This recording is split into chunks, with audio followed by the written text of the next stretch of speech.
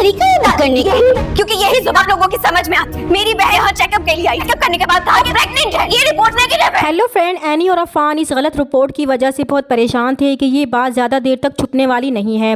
फाखरा बेगम और शहरयार एमल के जिस तरह नखरे उठा रहे थे, उन्हें देखकर एनी और भी ज़्यादा परेशान हो जाएगी कि जब सच फाखरा बेगम के सामने आएगा तो वो तो एक हंगामा ही खड़ा कर देंगी कि इसने जानबूझकर आयमा की शादी रुकवाने के लिए इनके साथ इतना बड़ा धोखा किया है ताकि इसकी बहन का घर बच सके। उसे यकीन नहीं आ रहा था कि एक बहुत बड़ा हॉस्पिटल कैसे इनके साथ ये मजाक कर सकता है, इसलिए वो अफान के साथ वो रिपोर्ट लेने हॉस्पिटल जाएगी ताकि वो एक बार फिर इस रिपोर्ट की तस्दीक कर सके कि इनसे इतनी बड़ी गलती कैसे हो सकती है।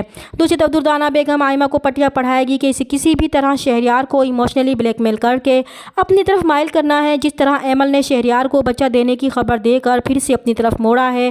बिल्कुल इसी तरह वो कुछ ऐसा करे कि शहरयार इन कमज़ोर लम्हों की गिरफ्त में आकर उसके करीब हो जाए और फिर वो भी शहरयार को बच्चे की खुशखबरी देगी तो इसके कदम भी मजबूत हो जाएंगे।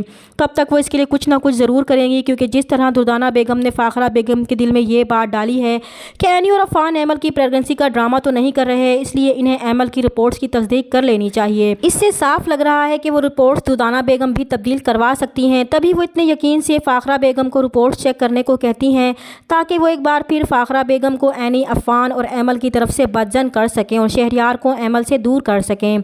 आयमा भी अब हर मुमकिन कोशिश करेगी कि वो शहरयार की तवज्जो हासिल कर सके। इसके लिए वो अपनी माँ के बताए गए प्लान के मुताबिक अमल करेगी और बात बात पर ख़ुद को मजलूम जाहिर करके शहरयार की हमदर्दी बटोरने की कोशिश करेगी ताकि वो ज़्यादा से ज़्यादा शहरयार के करीब रह सके। फाखरा बेगम जब एनी से एमल की प्रेगनेंसी रिपोर्ट्स मांगेगी तो एनी उन्हें एक बार फिर टालने की कोशिश करेगी, मगर फाखरा बेगम इस बार रिपोर्ट देखने पर इसरार करेंगी तो एनी उन्हें यही कहेगी कि रिपोर्ट्स उन्हें आज ही मिलेंगी। इसलिए वो अफान के साथ रिपोर्ट्स लेने ही हॉस्पिटल जा रही है और फिर वो अफान के साथ हॉस्पिटल जाएगी और वहाँ पर जाकर शोर मचाएगी कि इन लोगों ने क्या ड्रामा बना रखा है, लोगों को बेवकूफ़ बनाकर इनके घर बर्बाद कर रहे हैं, क्या इस तरह वो अपनी जिम्मेदारी निभा रहे हैं। रिपोर्ट्स कुछ और है और बताते कुछ और हैं। तभी शोर सुनकर सीनियर डॉक्टर भी वहाँ आ जाती है कि वो लोग शोर क्यों मचा रहे हैं और ये कौन सा तरीका है बात करने का।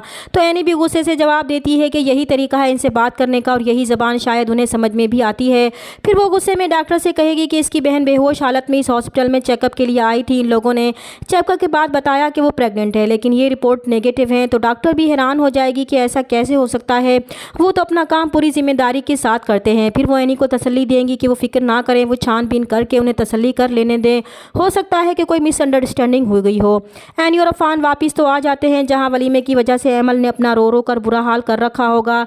तब एनी अफान से कहेगी कि इससे अब एमल की हालत देखी नहीं जाती, पहले ही वो शहरयार की शादी की वजह से परेशान है, कहीं ऐसा ना हो कि ये झूठी खबर सुनकर एमल अपने हवास ही ना खो बैठे।